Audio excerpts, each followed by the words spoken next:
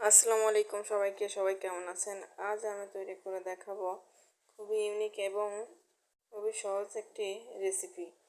তো চলুন শুরু করা যাক। সবার প্রথমে আমি আমগুলো খুবই সুন্দর করে আমগুলোকে খুবই সুন্দর করে ধুয়ে কেটে নিয়েছি।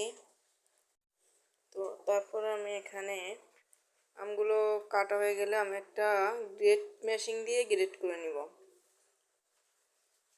গ্রেট মেশিন দিয়ে গ্রেট করা হয়ে গেলে আমি আমটাকে আর একটা মশারির সাহায্যে আম থেকে চিপে রস বের করে নিব। আমটাকে চিপে রস এবং আমের ইয়েটা আলাদা করে নিয়েছি। এবং তো আমি এখন কড়াইতে চলে যাব রান্নাতে। আমার রেসিপি যদি ভালো লাগে সবাই লাইক সাবস্ক্রাইব করে দিবেন। এখন আমি কড়াইতে আগে থেকে জাল ধরিয়ে রেখেছিলাম, চিনি দিয়েছি এবং আমের পাল্পটাকে দিয়ে অনবরত জ্বালাতে থাকবো খুবই সুন্দর করে। আস্তে জালটাকে মিডিয়াম হিটে রেখে খুবই সুন্দর করে আস্তে আস্তে এটা ভেজে নিতে হবে।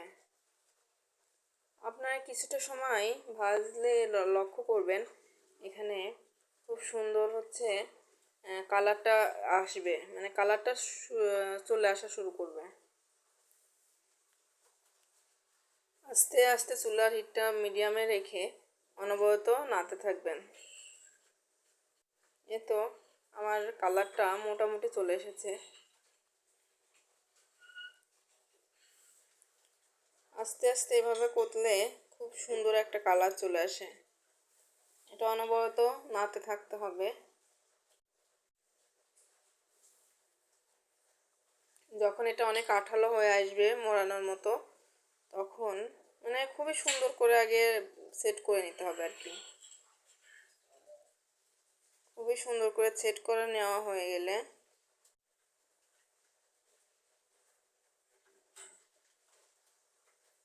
এই তো অনেকটাই কালার চলে এসেছে, পুরোপুরি অনেকটাই খুবই সুন্দর মতো কালার চলে এসেছে। আমি এখন অফ ক্যামেরায় চুলাটা অফ করে দিয়ে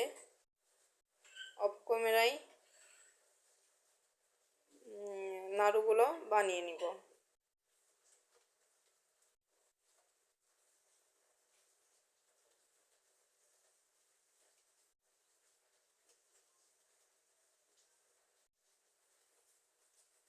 এই তো ওকে, আমি এখন অফ ক্যামেরায় নিজেদের পছন্দ মতো শেপগুলো দিয়ে নাড়ুগুলো বানিয়ে নিব এবং এটা 4 ঘন্টার মতো ফ্রিজে রাখলে এটা পুরোপুরি শক্ত হয়ে যাবে এবং সেট হয়ে যাবে।